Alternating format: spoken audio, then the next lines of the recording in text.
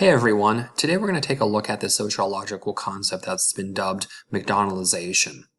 When we talk about McDonaldization, essentially what we're doing here is we're looking at the structure of formal organizations.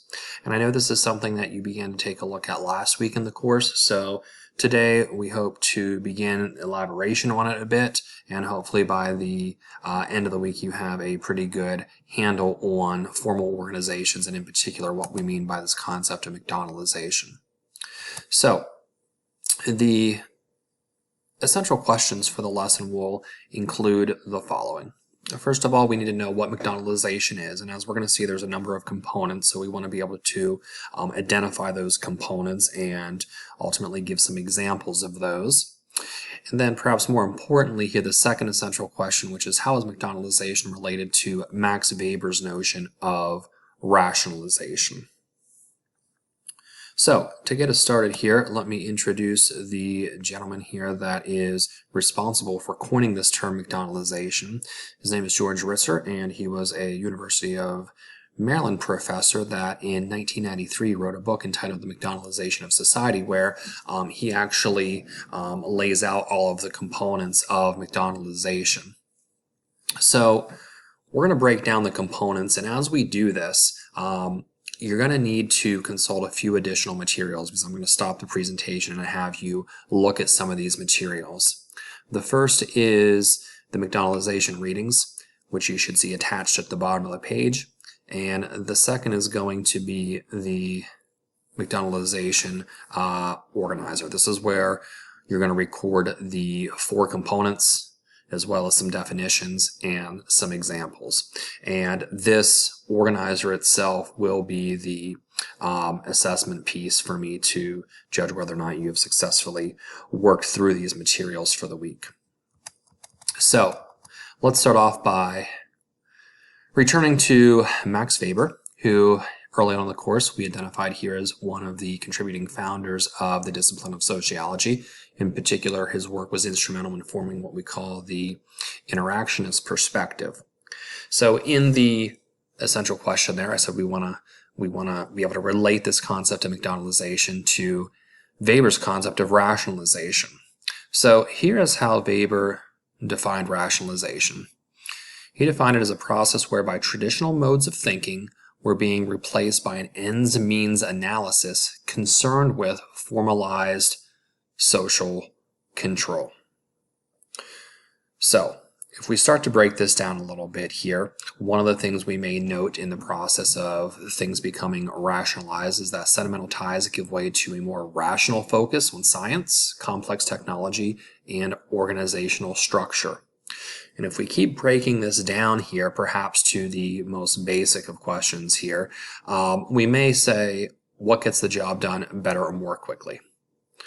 All right, that may be the guiding question here to determine the degree to which formal organizations are rationalized. So, from your readings last week here on the structure of formal organizations, and actually you also had a video clip that really laid out the structure of formal organizations. That was the crash course video. Max Weber tells us that ultimately rationalization, he believes, is best manifested in what we define as bureaucracy. So I'll just remind you real quickly here, when we talk about bureaucracy, ultimately we think about it sociologically as an organizational model that's designed to perform tasks very efficiently. And as such, there's a number of what Weber would identify as ideal characteristics. All right, so these characteristics would include specialization, some type of hierarchical structure, rules and regulations, technical competence, impersonality, and formal communications. So when we start to take those collectively, the whole idea here is that those characteristics are used to very deliberately regulate every activity that goes on within that organization. Also, do want to direct your attention to page 75 in your textbook, where they talk about Weber's model of bureaucracies. You'll notice that the bulleted list that they give you here may at first glance look a little different than the list I've just given you here of ideal characteristics. Essentially, they're the same. I just inserted some of my own terminology here. I think it's a little bit easier to follow than perhaps it is in the book. But let me just run down through what they would tell you in the book here. So in the book, they would tell you that these characteristics include a division of labor, all right, a ranking of authority, employment based on formal qualifications, written rules and regulations, and specific lines of promotion and advancement.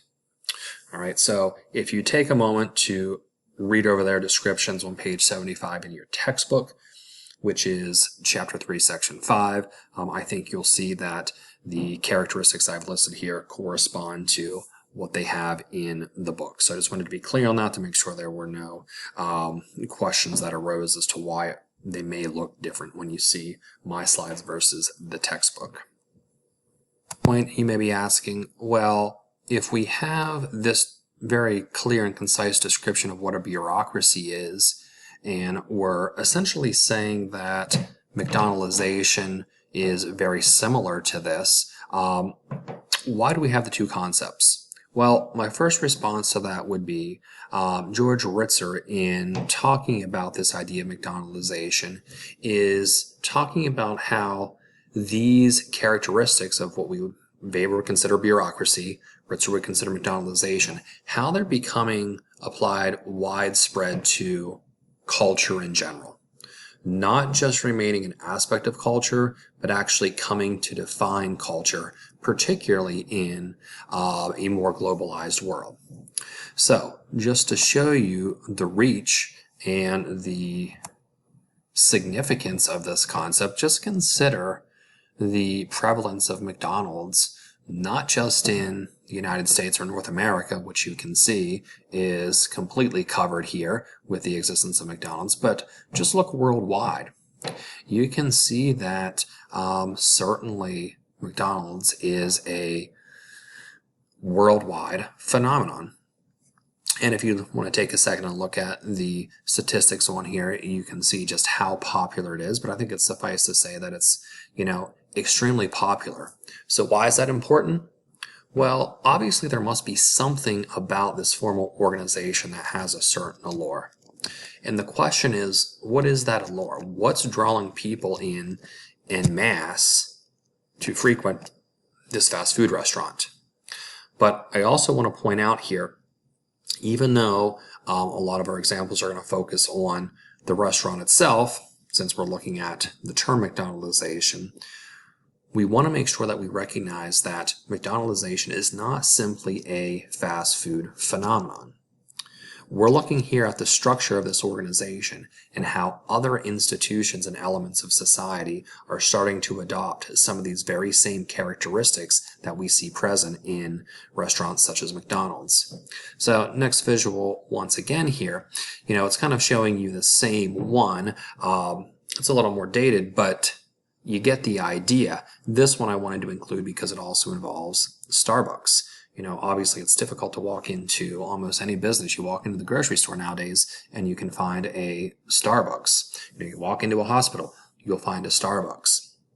So if you want to take a look at the statistics, you can. It's not that the statistics themselves are the most important. The point here is just what an allure these types of organizations or structures have to people worldwide.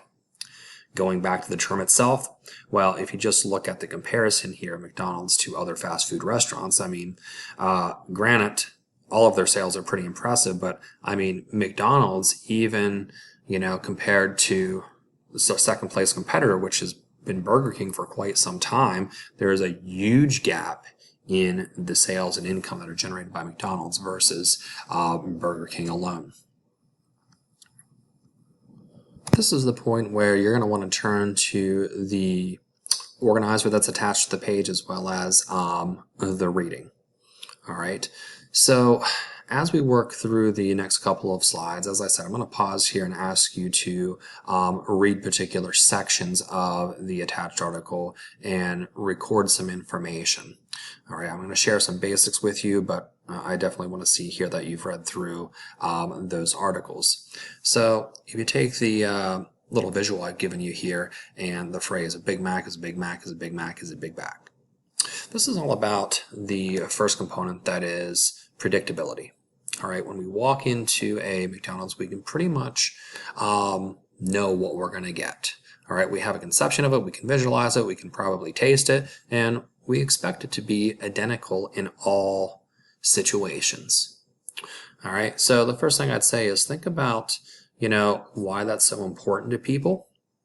And then go ahead and let's read through the page on your packet there, which should be the first page, which is entitled Predictability. As you do, jot down predictability here as the first component, provide a brief definition of what we mean by it, and then go ahead and provide some examples.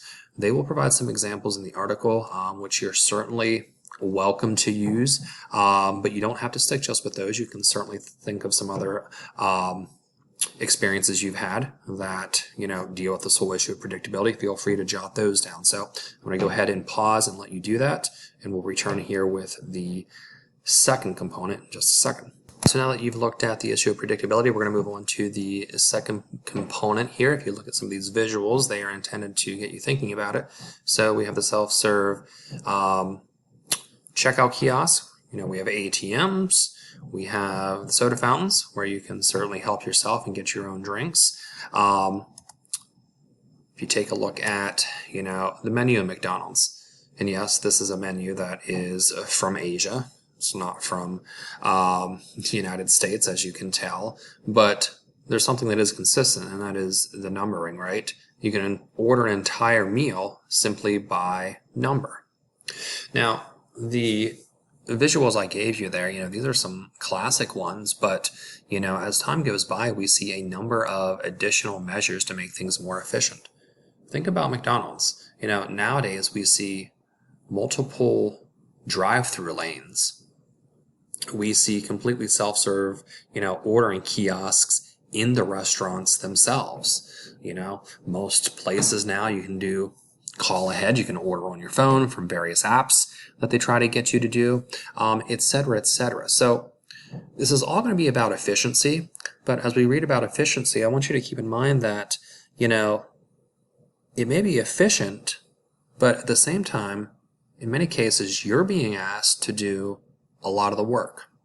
So go ahead, read the second page in the article here on efficiency, and please fill out the second row in your resume. Okay, and then there was calculability. So you'll notice that in many cases, they want the consumer to make a calculated decision, and a lot of that decision is based on quantity, right? How much can you get for a given price? What's the best deal? All right, you'll see all of these, gimmicks. You got Wendy's with their biggie fries. You got McDonald's with their supersizing phenomenon. And the examples go on and on. You can open up almost any business and look at something they're either offering you more or something a certain percentage free. Now, that draws in the customer, but as far as control in the organization is concerned, here you have some very specific measurements. Take, for example, the fry statistics up here. All fries at McDonald's would be 9/32 seconds in thickness and 3.875 inches across. At least that was the standard set by McDonald's. All businesses have these, more so the McDonaldized ones. And how is it calculability? Well, you're going to read about this, but one, it's all about calculating costs, profits, right, on the side of the business. But on the other hand, they're trying to get people to calculate, why it's good or beneficial for them to do business with them. So go ahead and read about calculability, please, and likewise fill out the third row on your organizer. So we have made it to the fourth component, which is control. So please finish reading the article. Notice as you read it, it is going to talk about how it controls not only customers, but also employees as well. So as soon as you are done with that, please scroll down on the page and make sure you follow up with the summary video.